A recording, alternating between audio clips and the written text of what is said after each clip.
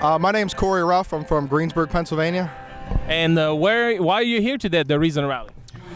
I'm here to prove that atheists have a voice in the political spectrum of America, as well as all the different religious organizations.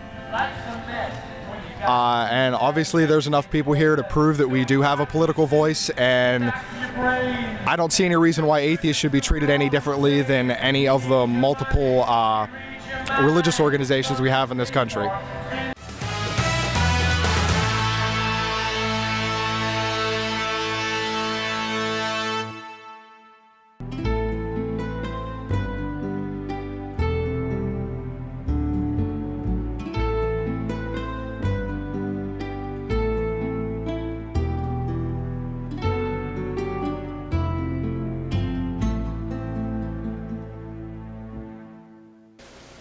The elite in a Mormon sect would be free to use women as breeding stock. He may be in prison, but the leader of the breakaway Mormon sect known as the Fundamentalist Church of Latter-day Saints has decided that his followers must refrain from having sex. But Warren Jeff says that not all 10,000 members will have to stop. He has listed 15 men who will try to ensure the future of the religious entity. But who are they going to have sex with? Any woman their heart desires, as long as she belongs to the polygamous cult.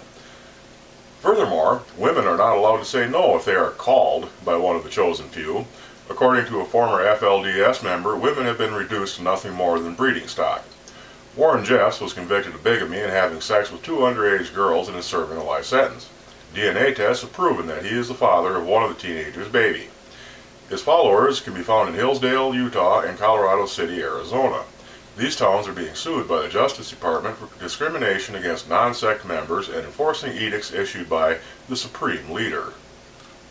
What do Christian doctrine and mixed martial arts have in common? Well, what do they have in common? Most would answer nothing, but a group of ministers and fighters in New York believe that is the best way to minister the gospel is by promoting legalized mixed martial arts tournaments in their state.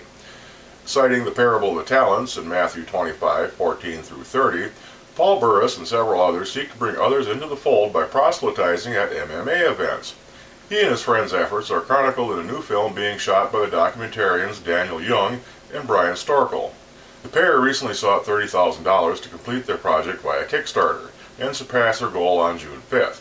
The movie, Fight Church, will examine the apparent cognitive dissonance that the preachers have overcome to maintain their belief that Jesus, who supposedly once said, "Blessed are the peacemakers," would be fine with praying for victory in unprovoked battles and then psyching yourself up to tear the other guy's head off. Christians protest an Islamic celebration. Dearborn, Michigan has a 42% Arab American population, giving it the highest concentration of Muslims in the country. This fact also made it the obvious choice for the annual Arab International Festival. This year, the 3-day celebrations, designed for people to have fun, to celebrate and enjoy their background and culture, was marred by the presence of chanting Christian protesters. They had come by the busload to taunt and provoke the festival's attendees. Shouting, "You're going to burn in hell," holding signs that insulted the Prophet Muhammad, and displaying severed pigs' heads, the protesters eventually inspired a few of the attendees to throw soda cans their way. They also shouted the well-known takbir, "Allahu Akbar," which is Arabic for "God is the greatest." This caused a brief skirmish, prompting Dearborn police to arrest several protesters. Journalists reported around 10 people are facing disorderly conduct or assault charges. Reuben Israel, a full-time contractor and part-time street preacher from Los Angeles, had organized the protest. He claims to be dismayed that the Christian protesters were held responsible, but he also promises that when we go back and report what happened, next year there could be 100 of us out there. A private, public Christian school. Prince of Peace Lutheran School in Calgary, Alberta, Canada, is in most respects a traditional Christian institution. There are morning devotions, Bible stories, and prayers every single day. Chapel attendance every Wednesday is also mandatory. However, unlike most Christian schools, the student body is somewhere between 30 and 40% non-Christian. Some of the students are Muslim and Hindu, but the vast majority of the minority are Sikh.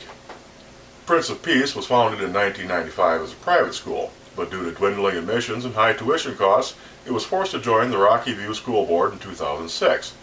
Under Canadian law, when a private school joins a public school board's umbrella, it receives funding like any other public institution. It also meant that Prince of Peace could drop its annual tuition fees from $3,400 a year down to just $500. Sikh and other non-Christian parents do not worry that their children will be converted despite the constant immersion in Christian dogma. One such parent, Ravinder Shergill, said that if they're learning about God, God is one. It doesn't matter if it's a different religion. A new mystery for Roman Catholics. Pope Benedict XVI recently added another item to the Roman Catholic lists of the mysteries of faith. This time, it's the mystery of why priests bugger little boys. In a pre-recorded video message for an outdoor mass attended by 75,000 Catholics in Ireland's largest sports stadium, the Pope said, "How are we to explain the fact that people who regularly receive their Lord's body and confess their sins in the sacrament of penance have offended in this way? It remains a mystery. Yet evidently their Christianity was no longer nourished by a joyful encounter with Jesus Christ, and it had become merely a matter of habit." The Mass was the final event in the Eucharistic Congress aimed at shoring up flagging faith.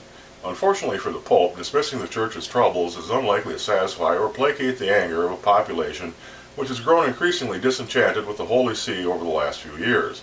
Referring to the sexual abuse scandal and the resulting cover-up as an unknowable enigma which cannot be addressed sounds to the victim like a very bad joke, as in, you're joking, right?